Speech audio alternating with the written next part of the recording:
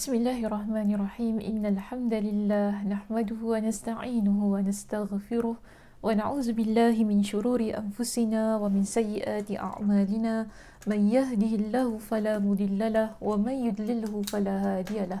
Wa asyhadu an la ilaha illallah wahdahu la syarika lah wa asyhadu anna Muhammadan 'abduhu wa rasuluh. Amma ba'd. Rabbi shrah li sadri wa yassir li amri wahlul 'uqdatam min lisani yafqahu qawli. Rabbi zidni ilma warzuqni fahma. Allahumma inna nas'aluka ilman nafi'a wa rizqan tayyiba wa amalan mutaqabbala. Assalamualaikum warahmatullahi wabarakatuh. Apa khabar jemaah semuanya? Sihat hari ini?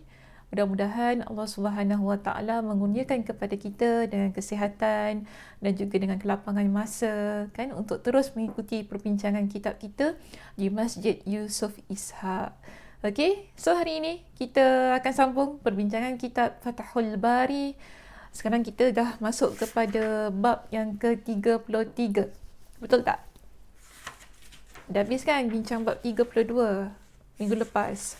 Jadi hari ini kita masuk bab yang ke-33 pada sebuah topik yang baru. Bagi saya hadisnya agak sedikit ringkas lah. Cuma tak tahu nanti saya jelaskan ringkas ke panjang juga. Macam 2 minggu yang lepas ke ataupun minggu lepas. Okay, tak apa. Depends lah ikut macam mana saya nak discuss benda ni. Baik, kita lihat di sini. Kita berada pada muka surat 263. Okay, jangan terlepas. Mungkin ada yang lain ya cetakannya. Yang penting cari bab 33, bertajuk bersungguh-sungguh untuk mendapatkan hadis. Okey, jadi tajuk kita pada hari ini bersungguh-sungguh untuk mendapatkan hadis. Baik, terus ya kita lihat pada hadisnya di situ dalam perkataan bahasa Arab cari Abu Hurairah. Cari perawi ataupun sahabat namanya Abu Hurairah. Saya akan mula baca bahasa Arabnya daripada perenggan itu. Kalau dalam kitab saya pada baris yang kedua. Okey, pada baris yang kedua. Baik, bismillahirrahmanirrahim. An Abi Hurairah annahu qala qila ya Rasulullah man as'adun nasi bi syafa'atika yaumal qiyamah. قال رسول الله صلى الله عليه وسلم لقد ظننت يا أبا هريرة ألا يسألني عن هذا الحديث أحد أول منك لما رأيت من حرصك على الحديث أسعد الناس بشفاعتي يوم القيامة من قال لا إله إلا الله خالصا من قلبه أو نفسه. Baik, maksudnya dari Abu Hurairah radhiyallahu an bahawasanya dia berkata, pernah ditanyakan, wahai Rasulullah, siapakah yang beruntung mendapatkan syafaatmu pada hari kiamat nanti? Jadi ini soalan yang ditanya oleh Abu Hurairah kepada Nabi sallallahu alaihi wasallam. Jadi lepas Nabi dengar soalan yang diajukan oleh Abu Hurairah itu tadi, apa kata Nabi? So kita lihat di sini Rasulullah sallallahu alaihi wasallam pun menjawab. Nabi kata apa kepada dia? Wahai Abu Hurairah, aku sudah mengira bahawa tidak ada seorang pun yang akan mendahuluimu. Okey, jadi Nabi kata tak ada seorang pun yang akan mendahuluimu untuk menanyakan tentang hadis ini.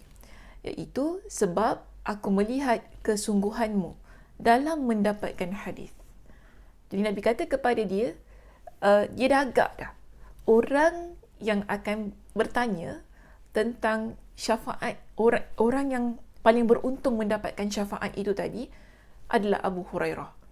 Jadi sebab itu bila dia tanya, Nabi pun ucapkan dengan jawapan yang sedemikian terlebih dahulu sebelum Nabi menjawab apa yang dipertanyakan oleh Abu Hurairah itu tadi. Jadi kenapa Nabi SAW kata sedemikian kepada Abu Hurairah? Nabi pun explain kepada dia, kerana Nabi kata kerana aku melihat kesungguhan kamu. Nabi kata apa? Kesungguhan engkau dalam mendapatkan hadis. Jadi ini adalah kita panggil sebagai lifestyle ataupun cara hidup Abu Hurairah radhiyallahu an. Dia adalah orang yang sentiasa bersama dengan Nabi sallallahu alaihi wasallam, dan dia adalah orang yang sentiasa ingin mendapatkan hadis-hadis yang disebut oleh Nabi sallallahu alaihi wasallam. Sebab itu dia banyak bertanya, dan dia dikenalilah oleh Nabi sendiri itu tadi kan sebagai orang yang akan bertanya tentang hadis kerana kesungguhan dia untuk mendapatkan hadis Nabi sallallahu alaihi wasallam. Dia bukan sahaja dapat ambil tahu, bukan begitu, tapi Abu Hurairah radhiyallahu an adalah orang yang menghafal hadis Nabi sallallahu alaihi wasallam. Ini masya-Allah tabarakallah lah. Sifat dia, sikap dia, kan cara kehidupan dia yang bagi saya seharusnya kita ni sebagai seorang muslim mencontohi sifat dan sikap Abu Hurairah radhiyallahu an yang begitu kuat bersungguh-sungguh dalam menuntut ilmu. Okey, baik. Terus Nabi pun jawab soalan dia. Tadi apa dia tanya dengan Nabi? Apa dia tanya tadi dengan Nabi? Siapakah orang yang paling beruntung ataupun yang paling bahagialah as'adan nas yang mendapat syafaat kamu? Okey, yang dapat syafaat kamu. Jadi di sini Nabi pun menjawab persoalan yang diajukan oleh Abu Hurairah itu tadi. Dia kata apa? Nabi kata apa? Nabi bersabda, orang yang beruntung mendapatkan syafaat aku pada hari kiamat nanti adalah siapa yang mengucapkan la ilaha illallah khalisan min qalbihi aw nafsihi. Itu yang Nabi sallallahu alaihi wasallam sebutkan, iaitu orang yang paling beruntung mendapatkan syafaat Nabi sallallahu alaihi wasallam di hari kiamat kelak adalah orang yang dia mengucapkan kalimat la ilaha illallah, tidak ada Tuhan melainkan Allah, khalisan. Khalisan ni maksudnya penuh dengan keikhlasan.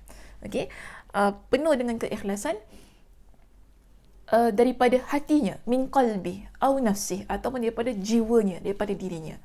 So ini adalah orang yang paling beruntung yang akan mendapatkan syafaat Nabi sallallahu alaihi wasallam. Baik, terus habis hadisnya di situ, kita terus masuk kepada syarah hadis. Dan di sini ustazah akan terus lompatlah kepada penjelasan man qala la ilaha illallah. Ustazah tak akan bacalah tentang sanadnya, perawi-perawi yang dijelaskan di sini ya. Jadi kita akan terus masuk kepada perbincangan hadis. Jadi pada syarah hadis tu semua perkataan-perkataan yang disyarahkan kita skip, terus cari perkataan man qala la ilaha illallah. Boleh jumpa? Ya, sila cari dulu. Kalau di muka surat di buku Ustazah ni, muka surat 265. Okey, 265 kita akan ada di situ pada perenggan yang kedua terakhir, paragraf kedua terakhir. Di situ kita ada perkataan man qala la ilaha illallah. Terus masuk pada perenggan tersebut.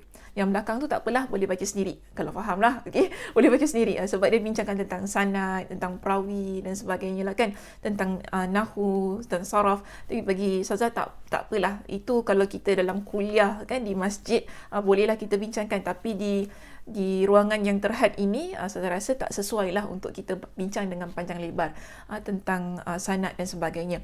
Baik, terus kita masuk kepada perkataan man qala la ilaha illallah. Jika dah jumpa perkataannya.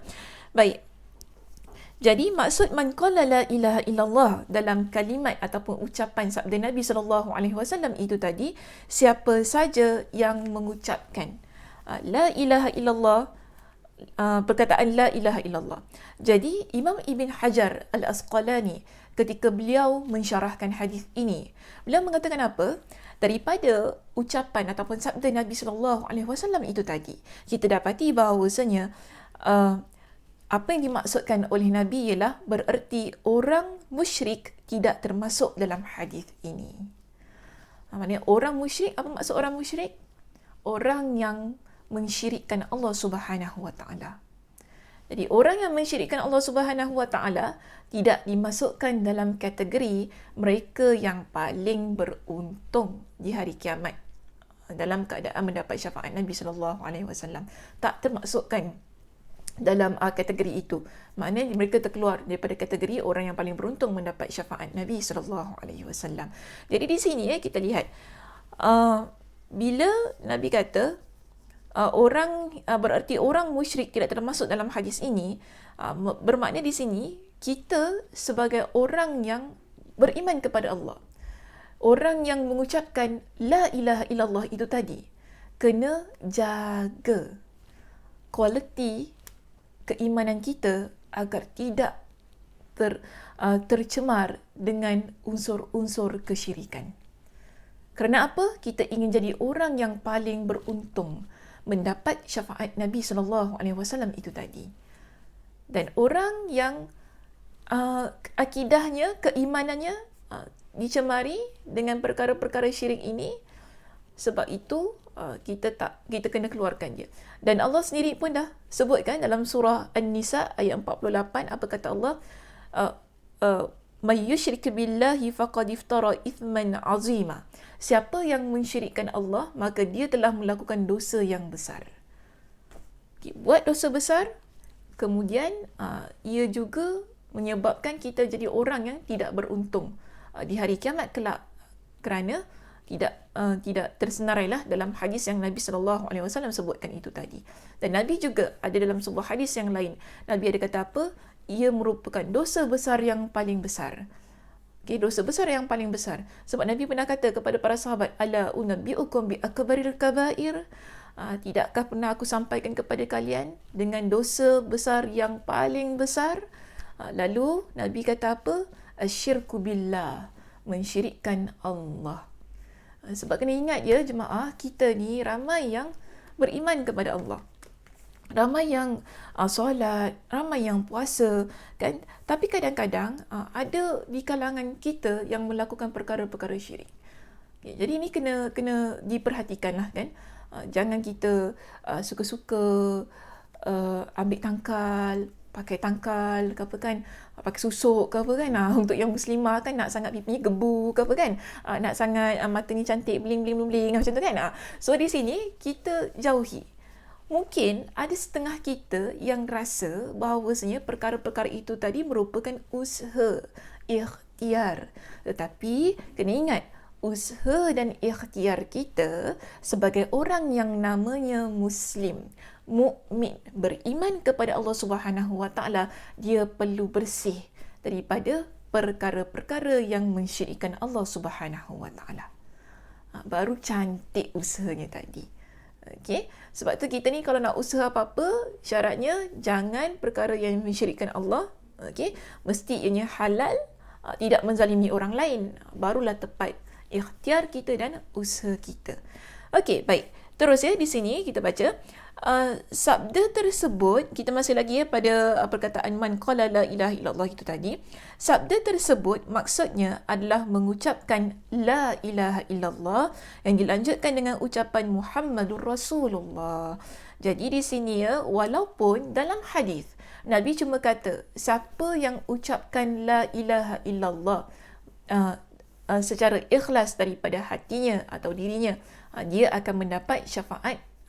Dia adalah orang yang paling bahagia ataupun paling beruntung mendapatkan syafaat Nabi SAW. Tapi itu tak bermakna hanya ucapan la ilaha illallah sahaja. Okay, yang dimaksudkan dengan ucapan la ilaha illallah termasuk sekali di sini dengan ucapan Muhammad Rasulullah. Ini yang dijelaskan oleh Imam Ibn Hajar Al-Asqalani. Sebab kita juga kena faham, bila kita mengucapkan kalimat la ilaha illallah, tidak ada Tuhan melainkan Allah, bermakna semua yang Allah Subhanahu Wa Taala tetapkan pensyariatannya, dari sudut keimanan, pengamalan, dari sudut untuk merealisasikan keimanan itu tadi, mestilah kita imani juga, kita lakukan juga. Okay? Contoh, kita tak boleh hanya sekadar beriman kepada Allah sahaja, kan? Tapi kita juga kena beriman bahawasanya Nabi SAW adalah pesuruh Allah yang diutuskan oleh Allah Subhanahu Wa Taala, kan, yang membawa risalah agama kita. Tak bolehlah kita kata, oh saya nak beriman kepada Allah saja, tapi saya tak nak beriman kepada Nabi. Contoh juga kita kata, oh saya nak beriman bahawasanya dalam agama kita hanya Al-Quran saja, hadis Nabi saya tak nak. Ini tak boleh. Bermakna dia tak termasuk Kalau sekiranya dia dalam keadaan yang sedemikian, so di sini dia terkeluar. Dia terkeluar daripada kategori orang yang paling bahagia mendapatkan syafaat Nabi sallallahu alaihi wasallam. Jadi bila kita kata la ilaha illallah, termasuk sekali Muhammadur Rasulullah. Okey, maka sebab itu dia kata di sini, maka dapat dicukupkan dengan menyebut penggalan kalimat yang pertama dari dua kalimat syahadat, sebab hal itu sudah mewakili kedua kalimat tersebut. Okey, baik, sampai situ saja. Terus kita masuk kepada perenggan yang berikutnya. Pada perenggan yang berikutnya kita ada perkataan khalisan. Okey, perkataan khalisan bermaksud ikhlas. Ikhlas. Ikhlas tu apa? Ikhlas tu apa? Ikhlas tu ikhlas lah, Ustazah. Ikhlas lah, maknanya niatnya tidak ada niat yang lain kerana Allah Subhanahu Wa Taala, kan? Maka di sini kita lihat penjelasannya. Dengan demikian bererti orang munafik tidak termasuk dalam hadis ini. Kalau tadi kan kita kata orang yang musyrik tak termasuk dalam hadis ini. Okey, sekarang ada lagi satu. Maknanya orang yang munafik, dia tak termasuk dalam kategori orang yang paling bahagia mendapat syafaat Nabi sallallahu alaihi wasallam di hari kiamat kelak. Orang munafik, kenapa orang munafik tidak? Kerana orang munafik adalah dia hanya menunjukkan keimanannya, keislamannya pada zahirnya, tetapi dalam hatinya adakah dia ikhlas mengucapkan kalimat la ilaha illallah itu tadi? Tidak, kan? Dalam hatinya tidak. Dalam hatinya penuh kebencian terhadap agama Allah Subhanahu Wa Taala ini. Okey, walaupun dia adalah menunjukkan, walaupunlah dia tunjuk dirinya adalah orang yang solat, dia tunjuk dirinya adalah orang yang berjuang di jalan Allah contohnya, tapi dalam hati tidak. Dalam hati dia sentiasa inginkan kehancuran pada agama. Ini berlaku pada zaman Nabi sallallahu alaihi wasallam. Yang mana kita dapati kan pada ketika Nabi SAW berhijrah ke Madinah, di sinilah mulanya kisah-kisah tentang orang-orang munafik pada zaman Nabi SAW kan, yang banyak menimbulkan kekicauan dalam pemerintahan kerajaan Islam Madinah pada masa itu, yang mana mereka ini hanya menunjukkan keislamannya, sokongannya di hadapan, tetapi sayangnya dalam hati mereka penuh dengan kebencian terhadap Islam, terhadap Nabi SAW. So banyaklah kes-kes yang berlaku, isu-isu yang berlaku di Madinah pada masa itu, antaranya lah kerana puncanya adalah orang munafik. Mereka sengaja buat satu onar lah, ataupun satu masalah dalam kerajaan, kan, supaya tumbang kerajaan itu. Tapi Masya Allah, tabarakallah, Allah Subhanahu Wa Taala Subhanallah, Allah Subhanahu Wa Taala menjaga Nabi sallallahu alaihi wasallam dan risalah dakwah itu sendiri. Bahkan kalau boleh saya sebutkan di sini, antara punca hadisul ifk. Hadisul ifk inilah peristiwa bohong yang dilontarkan ataupun tuduhan palsu yang dilontarkan kepada Aisyah radhiyallahu anha, yang mana mereka kata Aisyah ada skandal, ada hubungan sulit dengan Safwan ibn Mu'attal, iaitu salah seorang sahabat Nabi sallallahu alaihi wasallam. Ia asalnya daripada siapa? Orang munafik. Orang munafik yang timbulkan perkara ini untuk meruntuhkan rumah tangga Nabi sallallahu alaihi wasallam. Jadi ini kita kata orang yang munafik sedemikian, mereka adalah orang yang jauh, ataupun kita panggil sebagai orang yang terkeluar daripada kategori mereka yang paling bahagia mendapatkan syafaat Nabi sallallahu alaihi wasallam di hari kiamat kelak. Baik, seterusnya di sini kalau kita lihat pada muka surat yang berikutnya, cuba lihat muka surat 266. Di situ ya, saya terus cari yang perenggan di atas sekali, tapi pada baris yang kedua. Okey, pada baris yang kedua, line yang kedua, terus masuk di situ maka maknanya. Saya harap jumpa ya, maka maknanya. Dia perenggannya bermula dengan, boleh juga as-sa'adu di sini sebagai af'al tafdil, sesuai dengan pola katanya yang bermakna paling. Terus kita masuk kepada pada sentence ataupun kepada sentence apa bahasa Melayu? Tak apa, okey. Pada seterusnya lah, iaitu maka maknanya. Di situ kan ada beberapa maksud yang nak dijelaskan oleh Imam Ibn Hajar di sini berkenaan dengan hal-hal yang disebutkan dalam hadis ini, iaitu maka maknanya setiap orang akan beruntung dengan syafaat beliau. Okey, setiap orang di hari kiamat akan mendapatkan keuntungan dengan syafaat Nabi sallallahu alaihi wasallam. Tetapi ada pengecualian. Tetapi ada orang yang paling beruntung. Kan beza kan? Kita kata orang baik, tapi ada orang yang paling baik, betul tak? Ada orang jahat, tapi ada orang yang paling jahat. So beza. Dan di sini kita kata ada orang yang memang dia beruntung mendapat syafaat Nabi sallallahu alaihi wasallam. Tetapi dalam ramai-ramai orang yang beruntung itu ada yang paling beruntung mendapat syafaat Nabi sallallahu alaihi wasallam. Sebab tu kata sini setiap orang akan beruntung dengan syafaat beliau. Sedangkan mukmin yang ikhlas akan mendapatkan keberuntungan dengan syafaat itu lebih besar dibandingkan dengan yang lain. Okey. Di hari kiamat kelak ramai orang akan mendapatkan syafaat Nabi sallallahu alaihi wasallam. Tetapi orang yang beriman kepada Allah, yang mengucapkan tadi kalimat la ilaha illallah khalisan, kena ingat. Okey, dia bukan hanya sekadar mengucapkan kalimat la ilaha illallah, yang mana dia ucapkan kalimat la ilaha illallah itu tadi tidak ada unsur-unsur syirik dalam hati dia.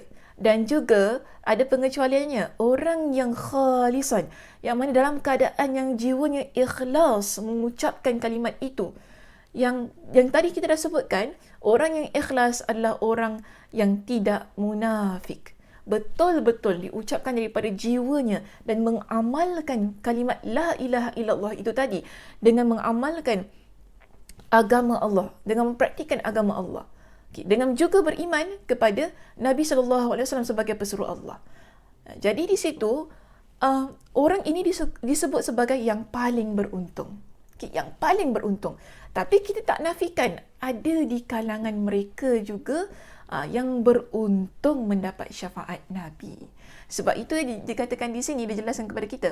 Ketika itu, maknanya ketika hari kiamat kelak, Rasulullah SAW akan memberikan syafaat kepada seluruh makhluk. Okey, ingat. Pada hari kiamat kelak, Nabi SAW akan memberikan syafaat kepada seluruh makhluk. Seluruh makhluk agar mereka terlepas dari kegalauan yang hebat di padang mahsyar. Itu ada hadisnya. Okay, dalam riwayat Imam Al-Bukhari sendiri. Imam Al-Bukhari ada menceritakan, hadisnya panjang, tentang bagaimana pada masa itu kita ni di padang mahsyar semuanya dalam keadaan yang begitu galau, perit, sebab ditahan di padang mahsyar tu. Dan sampai-sampai ada di kalangan orang mukmin yang kata pada masa itu kan, mereka kata apa? Sampai mereka kata lawish hatta yuhimu bizal fayaquluna lawish tashfa'na ila rabbina fayurihuna min makanina. Lawish tashfa'na ila rabbina. Kalaulah kita ini boleh meminta syafaat kepada Tuhan kita, iaitu kepada Allah Subhanahu wa taala, fayurihuna min makanina, supaya kita ni terlepas ataupun kita dirasa aman daripada tempat kita sekarang ini, daripada padang mahsyar. Dan diceritakan mereka datang kepada para anbiya. Mereka datang kepada para anbiya. Pertama, mereka datang jumpa dengan Nabi Adam alaihissalam. Jumpa dengan Nabi Adam alaihissalam, mereka minta supaya Nabi Adam jumpa dengan Allah, minta syafaat daripada Allah agar mereka ini, semua seluruh makhluk yang ada pada masa itu, rasa aman dengan keperitan yang sedang mereka hadapi. Tapi Nabi Adam kata tak boleh. Dia tak boleh untuk lakukan sedemikian kerana dia ada melakukan dosa kepada Allah Subhanahu wa taala. Jadi Nabi Adam kata apa? Jumpa dengan Nabi Nuh alaihi salam. Jadi mereka pun jumpa dengan Nabi Nuh alaihi salam. Perkara yang sama juga Nabi Nuh kata, tak boleh. Jumpa dengan Nabi Ibrahim. Jumpa dengan Nabi Ibrahim. Nabi Ibrahim, sebab apa Nabi Ibrahim tu Khalilullah, kan? Mereka jumpa dengan Nabi Ibrahim alaihi salam. Jumpa dengan Nabi Ibrahim juga kata apa? Dia pun tak boleh untuk jumpa dengan Allah minta syafaat tu tadi. Dan Nabi Ibrahim kata apa? Jumpa dengan Nabi Musa. Kalian pergi jumpa dengan Nabi Musa alaihi salam. Jadi mereka pun jumpa dengan Nabi Musa alaihi salam, perkara yang sama pun berlaku. Nabi Musa kata apa? Tak boleh. Jumpa dengan Nabi Isa. Pergilah mereka jumpa dengan Nabi Isa alaihi salam. Dan Nabi Isa alaihi salam kata apa? Dia pun tak mampu untuk lakukan hal yang sedemikian. Jumpalah dengan Muhammad sallallahu alaihi wasallam. Kerana apa? Dia adalah orang yang Allah Subhanahu wa taala ampunkan dosa-dosanya yang telah lalu dan akan datang.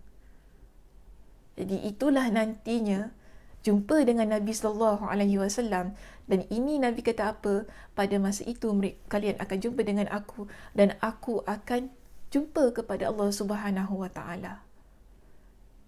Dan pada masa itu Allah Subhanahu wa taala memberikan keizinan Nabi untuk menghadap Allah. Adakah Nabi sallallahu alaihi wasallam terus-terus diberikan dengan syafaat ketika Nabi minta? Tidak. Pada masa itu Nabi ceritakan keadaan baginda. Ketika baginda nak minta syafaat itu tadi, baginda dalam keadaan yang tunduk, sujud, tak berani untuk mengangkatkan wajah baginda di hadapan Allah. Dalam keadaan yang lama juga disebutkan dalam hadis itu. Sampailah masanya, dan pada masa itu Nabi berdoa, Nabi memuji Allah Subhanahu wa taala dalam keadaan yang sujud tu tadi, dan akhirnya baru Allah kata apa? Irfa' Muhammad. Bangunlah, angkatlah wajahmu wahai Muhammad. Qul, katakanlah, yusma', engkau akan didengar. Washfa' tu syafa', kau mintalah syafaat, engkau akan diberikan. Okey, wasal tu'ta, engkau mintalah engkau akan diberi. Barulah Nabi sallallahu alaihi wasallam diberikan keizinan untuk memberikan syafaat. So ini kisahnya. Okay, kalau nak rujuk boleh buka dalam kitab At-Tauhid, dalam kitab Imam Al-Bukhari, dalam kitab At-Tauhid. Okey, ada disebutkan tentang hadisnya dengan panjang lebar. Jadi itu saya tak habis baca lagi ya hadisnya. Saya cuma kongsikan separuh saja daripada hadis itu. Dan kalau nak baca apa dialog yang diucapkan oleh para nabi, apa yang dialog yang diucapkan oleh Nabi Nuh, Nabi Ibrahim, Nabi Musa, Nabi Isa, boleh rujuk dalam hadis itu. Cantik sebenarnya hadisnya. Kita akan lihat bagaimana Nabi SAW datang menghadap Allah Subhanahu Wa Taala. Maknanya bukan mudah ya syafaat ini Nabi nak berikan. Nabi nak berikan syafaat itu pun dengan keizinan Allah Subhanahu Wa Taala. Bukan kita minta terus Nabi bagi, bukan begitu. Tapi dengan keizinan Allah Subhanahu Wa Taala.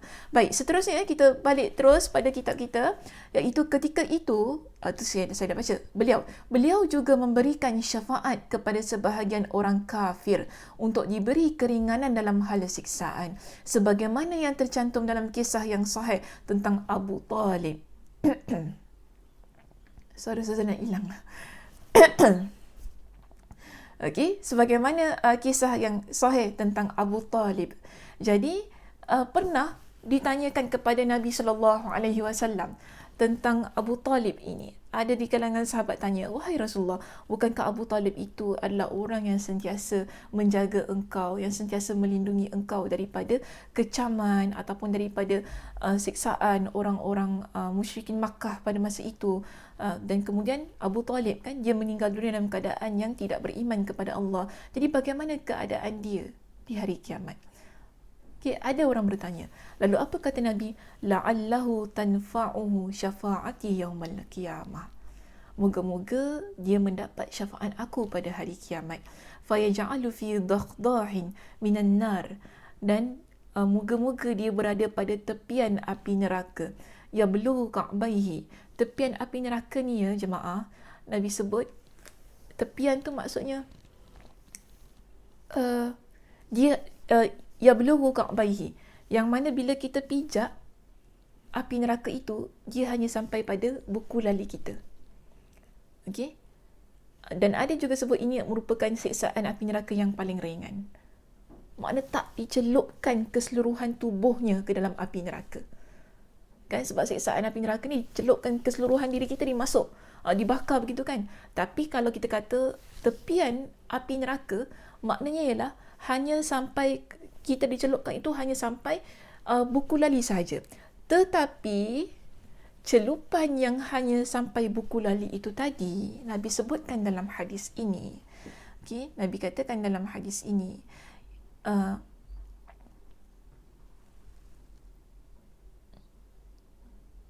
dia menyebabkan apa? Otak menggelegak, mendidih. Okay, dalam keadaan kita dicelupkan hanya sampai buku lali tu tadi, nampak cetek kan benda tu kan, dia tak sampai satu badan, betul tak? Sampai satu badan, tapi hal itu saja sudah boleh menyebabkan menggelegak otak kita. Maknanya api neraka ni bukan main-main ya jemaah. Kita, sebab tu saya banyak kali pesan, kita ni jangan sombong nak sangat masuk api neraka kan. Kerana ada orang ni dia rasa apa, dia rasa bangga kalau dia ada buat maksiat, dia rasa bangga yang dia tu ahli neraka. Ada orang macam gitu. Ada orang kata, suka hati aku lah nak jadi ahli neraka apa kan. Sebab tu kita ni jangan sombong sangat. Api neraka ni bukan macam api dekat dunia ya. Api dekat dunia pun sikit pun kita tak mampu nak tahan, apatah lagi api neraka tu. Yang mana Nabi kata, dia, kalau kita api dunia ni, kalau tangan kita terbakar, yang sakit tu, memanglah kita kata seluruh tangan, seluruh badan kita sakit kan. Yang sakit tu, yang bekas tu hanya pada jari kita. Tapi kalau api neraka beza. Api neraka ni celup sahaja kaki dalam api tu tadi kan, dia menyebab apa? Otak kita dah menggelegak. Otak dah menggelegak. Itu maknanya bukan main-main. Jadi kena banyak ada keinsafan dalam diri kita ni. Kan? Kalau rasa-rasa nak jadi orang yang sombong, mampu untuk masuk dalam api neraka tu, istighfar kepada Allah, banyak bertaubat kepada Allah. Minta dijauhkan daripada neraka Allah. Itu yang seharusnya kita doa setiap hari. Minta Allah Subhanahu Wa Taala jauhkan kita daripada api nerakanya, dekatkan kita dengan syurganya. Tapi kalau kita jadi orang yang mana kita rasa kita ni sombong, kita rasa kita boleh masuk dalam api neraka Allah Subhanahu Wa Taala, saya nak mohonlah, okey, banyak-banyakkan istighfar kepada Allah. Jangan kita sombong, jangan kita rasa kita ni mampu untuk masuk ke dalam neraka Allah itu tadi. Baik, seterusnya beliau juga memberikan syafaat kepada sebahagian orang kafir untuk diberi keringanan dalam hal siksaan. Itu saya dah baca tadi ya, sebagaimana yang tercantum dalam kisah yang sahih tentang Abu Talib.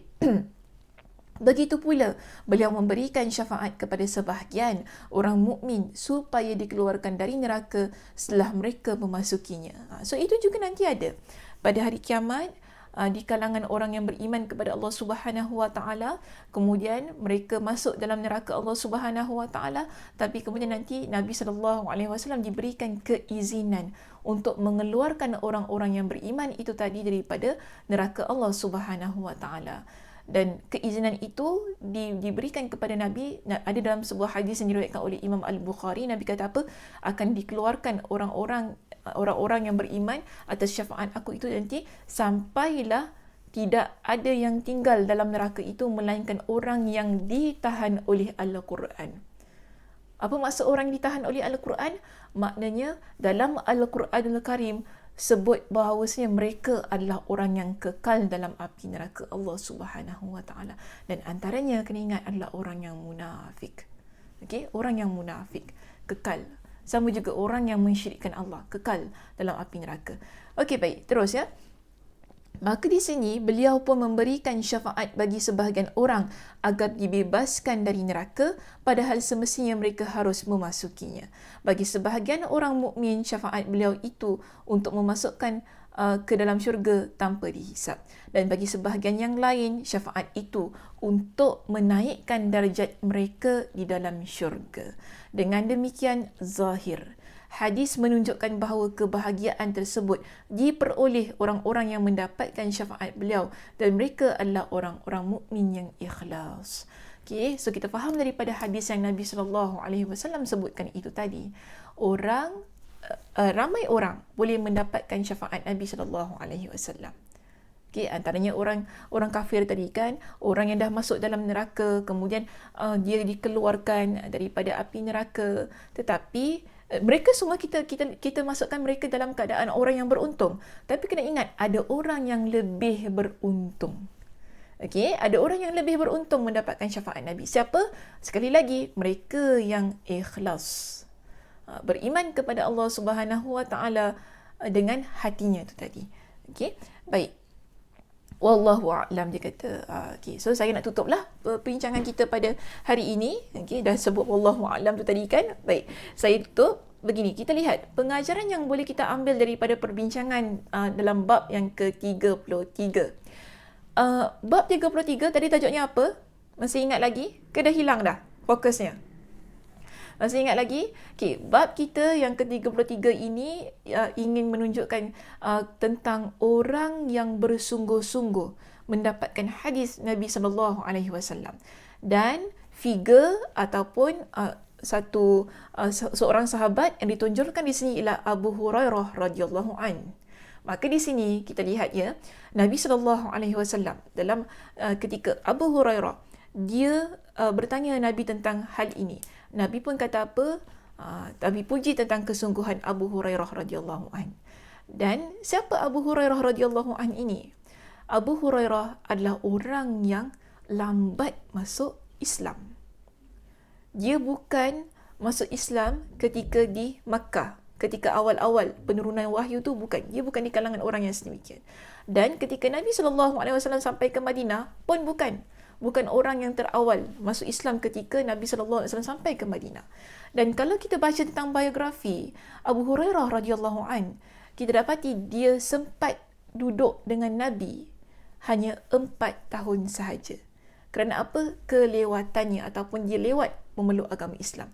Tetapi keadaan dia yang lewat memeluk agama Islam itu tadi, keadaan dia yang hanya sebentar sahaja hidup dengan Nabi SAW, kerana selepas itu Nabi SAW wafat ya. Dalam keadaan dia yang sebentar sahaja hidup dengan Nabi SAW, kita dapati Abu Hurairah adalah orang yang Masya Allah Tabarakallah disebut oleh para ulama hadis sebagai antara sahabat yang paling banyak hadisnya, yang paling banyak hafal hadis Nabi SAW. Nak dibandingkan dengan sahabat-sahabat yang lain, banyak hadisnya yang dia peroleh, yang dia hafal. Jadi sebab itu keilmuan keilmuan seseorang tidak boleh untuk kita ukur. Kadang-kadang kan tak boleh kita ukur dari sudut lama atau tidaknya dia belajar, atau lama atau tidaknya dia menjadi orang yang memeluk agama Islam. Kadang kita nampak juga ada orang dah memang dia sedia Islam ataupun dia memang kita kata bukan Muslim lah, tapi adakah keilmuan dia ataupun adakah kefahaman dia dalam agama itu bagus? Tak juga kan? Tak juga. Namun kita lihat macam mana Abu Hurairah tu tadi. Dia lambat masuk Islam, tapi keilmuan dia, hadis-hadis yang dia hafal, Masya Allah Tabarakallah, lebih baik daripada yang lain, lebih banyak daripada yang lain. So ini sebab tu Nabi kata apa? Kesungguhan dia dalam menuntut ilmu agama, kesungguhan dia dalam mempelajari hadis Nabi SAW. Okey, dan itu pertama ya, kita belajar daripada Abu Hurairah. Okey, walaupun lambat kan, mungkin lambat kita ikuti kelas lambat ke apa kan, kelas dah tengah-tengah kitab lambat kita nak start kelas tu kan, orang lain dah start daripada awal kitab, orang pun dah start daripada jilid yang pertama, kita dah masuk jilid yang kedua ni, pertengahan jilid yang kedua ni baru kita nak ikuti kelas kitab Fathul Bari. Tapi itu belum lagi menentukan kualiti orang yang ikuti kelas daripada kitab yang pertama sampailah pada kitab yang kedua ini, kualiti keilmuannya mantap. Belum tentu. Mungkin orang yang ikuti pengajian kitab Fathul Bari ini di pertengahannya, tengah-tengah tu barulah dia nak beli buku, barulah nak dia buka buku dan ikuti pengajian, mungkin kefahamannya lebih baik kan, kerana apa? Kesungguhan yang dia miliki. Okey, kesungguhan yang dia miliki. Baik, seterusnya yang kedua, pengajaran yang boleh kita ambil daripada hadis ini, kalau kita ya sebagai seorang guru ataupun kita sebagai ibu bapa, parents kan, sebagai guru, ibu bapa, ataupun kita sebagai teman lah, tak salah bila kita lihat ada seseorang yang betul-betul bersungguh-sungguh belajar dan kita puji kesungguhan dia. Tak salah. Sebagaimana Nabi SAW, bila Nabi SAW kata kepada Abu Hurairah, laqad zanantu ya Aba Hurairah alla yas'alani an hadzal hadith ahadun awwal mink. Ini merupakan bentuk pujian. Yang bagi saya, kalau kita ucapkan kepada student kita ataupun kepada anak kita dan orang-orang di sekitar kita kan, yang mana kita nampak, oh Masya Allah, Tabarakallah, dia tu ada kesungguhan yang begitu tinggi untuk belajar. Bila kita nampak dia, dia tanya Masya Allah, pujilah sikit. Tak salah. Sebab itu juga yang dilakukan oleh Nabi. Sebab apa Nabi sendiri puji Abu Hurairah tu tadi kan? Mungkin itu yang menyebabkan semangat dia untuk terus-terusan belajar hadis ataupun apa jua ilmu. Okey, ataupun kita dalam mendidik anak kita, ketika kita ajar dia sesuatu perkara, kan? Macam kita lah senang-senang kata, ibu-ibu kalau kita ajar anak perempuan kita masak ke apa kan, dan dia ada kesungguhan tu, jangan kita remehkan kesungguhan yang dia ada. Maksudnya, kalau dia masak tadi kan, kalau lah mula-mula masak sekali dua kali tak berapa sedap, jangan kita downkan semangat dia lah. Kerana apa? Dia dah ada kesungguhan tu. Kesungguhannya bagus. Kita, anak kita masak asam pedas, oh rasa tak sedap, tak sama macam kita. Kita mulalah kan cakap, tak sedapnya. Lebih baik tak payah masak. Jangan cakap macam gitu. Kan, ataupun kita lah, suami-suami ni kan, kalau isteri masak ke apa kan, isteri masak, isteri mungkin ada isteri yang baru-baru nak belajar masak ke apa kan, sebab tak semua isteri terus-terus kahwin dia jadi orang yang chef dekat dapur, tak semikian. Dia perlukan masa untuk menyesuaikan diri dia dalam keadaan belajar tentang ilmu rumah tangga dan sebagainya. Bagi masa, yang penting kesungguhannya ada kan, kesungguhannya ada. So kalaulah first time isteri tu baru nak masak, kemudian tak sedap, janganlah kita downkan semangat dia. Bagi semangat, puji kesungguhan yang dia ada. Itu bagus. Dia akan tingkatkan semangat diri dia dan dia akan jadi orang yang lebih baik. Itu yang ramai antara kita remehkan. Okey, kita lihat bagaimana Nabi SAW, ini pendidikannya, bagaimana Nabi SAW mendidik di kalangan para sahabat. Dia nampak Abu Hurairah radhiyallahu an memiliki semangat yang tinggi dalam menuntut ilmu hadis. Nabi puji dia. Nabi kata apa? Kerana aku melihat engkau adalah orang yang bersungguh-sungguh dalam untuk mendapatkan hadis. Cuba bayangkan tiba-tiba orang datang pada kita, kita kata, sibuk je lah awak ni. Asyik tanya, tak ada benda lain ke nak tanya. Sikit tanya hadis tu, tanya hadis ni. Mesti semangat dia turun kan? Dia dah tak nak tanya lagi dah. Dah tak nak datang kelas lagi dah. Sama juga kalau kita kutuk masakan isteri ke apa, masakan anak kita kan. Tak sedap lah. Lain kali jangan masak lah. Apa masak macam gini? Lebih baik tak payah masak. Lebih baik saya order Grab food je. Senang je saya makan. Jangan cakap begitu. Sebab dia menurunkan semangat. Yang penting kesungguhan itu ada. Bila ada kesungguhan, ianya memberikan satu nilai tambah kepada setiap apa yang dilakukan oleh seseorang. Dan di sini bila kita lihat dalam kitab Al-Ilm, dalam kitab ilmu ni, Nabi SAW tunjukkan kepada kita bagaimana kesungguhan itu amat penting untuk kita mendalami suatu ilmu ataupun memahirkan diri kita dalam satu pekerjaan yang sedang dilakukan. Baik, seterusnya ya.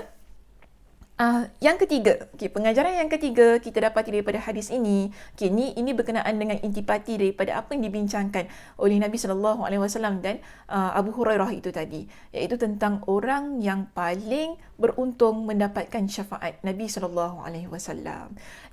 Kita ni sebagai seorang yang beriman kepada Allah, jadilah orang yang beruntung itu. Usaha untuk jadi orang yang beruntung supaya kita ni dikategorikan dalam hal yang semikian. Dan kita dah jelaskan tadi, ramai orang akan dapat syafaat Nabi SAW. Tapi di kalangan yang ramai-ramai itu, ada yang paling beruntung. Dan kita, seboleh mana kita nak usaha, kita jadi orang yang paling beruntung. Sebagaimana yang disebutkan oleh Nabi SAW dalam hadisnya, yang Nabi kata apa? Man qala la ilaha illallah khalisan min qalbi aw nafsi. Orang yang beruntung mendapatkan syafaat Nabi SAW di hari kiamat kelak adalah orang yang mengucapkan kalimat la ilaha illallah ikhlas daripada hatinya atau dirinya. Dan kita sebagai orang yang beriman kepada Allah, kita nak jadi orang yang paling beruntung itu tadi dan usaha untuk jadi orang yang sedemikian. Baik, itu sahaja jemaah pada hari ini perbincangan kita. Kan? Mudah-mudahan dapat manfaatnya untuk perbincangan kita dan insya-Allah kita jumpa pada sesi-sesi yang lain dan saya tutup perbincangan kita pada hari ini dengan tasbih kafarah. Subhanakallahumma wa bihamdika asyhadu an la ilaha illa anta astaghfiruka wa atubu ilaik. Assalamualaikum warahmatullahi wabarakatuh.